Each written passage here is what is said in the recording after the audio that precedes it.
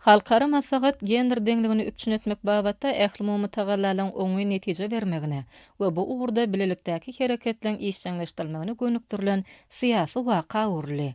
Munyň özi ýurdumyzda tutuş dünýä ähmiýetli meseleleň oňyn çyzygyny tapmak ugruna halkara guramalar bilen netijeli gatnaşyklary ýoly goýýanynyň aýdyn beýanyny urly.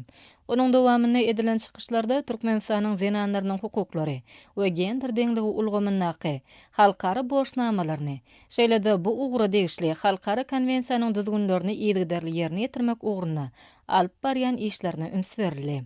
Şonuň bilen baglykda gender deňliginiň ähli ugrularynyň kanunçylyk esaslaryny berkitmek we ony kemilleşdirmek meseleleriniň häzirki döwrüň wajyp wezipeleriniň biri bolup durýanyny barada aýdyldy. Masadyň dowamyny oňa gatnaşyjylar gender deňligini pogtalandyrmak, alınıp barýan işleri ösdürmek, zenanlaryň hukuklaryny gorumak, milli ugrularyny kemilleşdirmek hemde parlamentary hyzmatdaşlygy işçiňleşdirmek meselelerini ara alyp maslahatlaşdylar.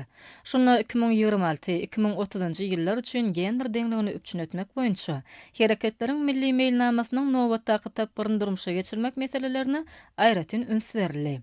Çykyşlarda belenilip geçilşi ýaly Türkmen halkynyň milli lideri Türkmenistanyň halk maslahatynyň başlygy Gahrman Arkadağymyzyň başyna başlan we hormatly prezidentimiz Arkadağı Gahrman Serdarymyz tarapyndan üstünlikli durmuşa geçirilýän Türkmenistanyň parahatçylyk söýüjülükli daşary syýasy ugry ähli umumy howpsuzlygyň we giň halkara hyzmatdaşlygynyň esaslaryny berkitmäge gönükdirilenler. Şonu ähli umumy gender deňliginiň üpçün edilmegine zerur üns berilýändigini ýatarly.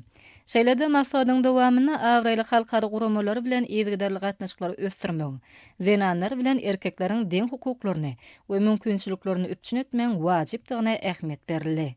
Bu bolsa degişli ugrun hereketleriniň kanunçylyk taýdan berkidilmegini we onuň hukuk we düzümlüğin binýadynyň işiniň kemilleşdirilmegini talap edýär. Soňra maslahat bölümleri arkaly dowam etdi. Durly ugrulary öz içine alan bu mejlisler gender deňligini hemem zenanlaryň hukuklaryny ilerletmekde halkara kanunçylyk kadalarynyň esaslary we olaryň ýerine ýetirilmegine parlamentleriň eýilýän urny bilen baglanyşly meseleleri gararly.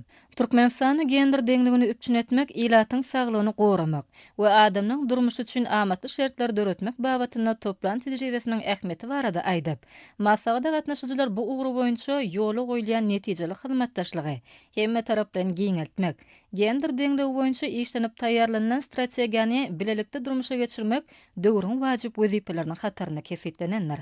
Ören netijeli we işçiň ýagdaýda dowam eden maslahatda ähli umumy gender deňligini üpçün etmek wezipeleriniň oňyn çyzygyna gönükdirilen wezipeleň üstünlikli durmuşa geçirilmegine bilelikdäki tagallaryň ähmiýetini belläp, maslahata gatnaşyjylar bu ugru boýunça duşuklan geçirilmeginiň okuw sapaklaryny we maslahatlary ýerli guramak wajypdygyna üns berdiler. Şonda parlamentary gatnaşyklaryna möhüm orun näşdiler. Maslahatda belenilşi ýaly geçen ýylyň awgust aýyna Awaza milli syýasatçylyk zowlugyna geçirilen Birleşen Milletler Guramasynyň deňze çykalgasy bolmadyk ösüp barýan döwletler boýunça 3-nji maslahatynyň çäklaryna zenan ýolbaşçylaryň duşugyny gender deňligini üpçün etmek üçin ýokary derejede syýasy gollaw bermek, bu ugru boýunça tejribe alşmak üçin degişli kanunçylyk binýadyny pogtalandyrmak meselelerine ähmiýet berildi.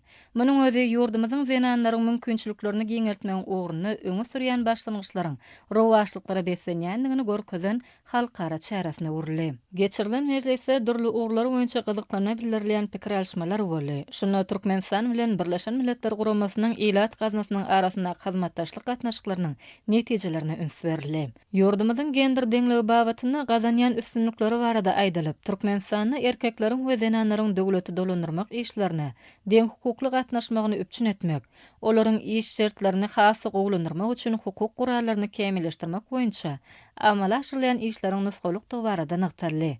Maslahatyň ahyrynda awraýly halkara guramalaryň we daşary ýurtlaryň wekilleri Türkmen topragyna mähirli kabul edilenlikleri we maslahatyň ýokary guramaçylyk derejesine geçmegi ugruna döwlet tarapyndan zerur şertlerin döredilen üçin hormatly prezidentimiz Gahrman Arkadağymyza hoşallyk sözlerini beýan etdiler.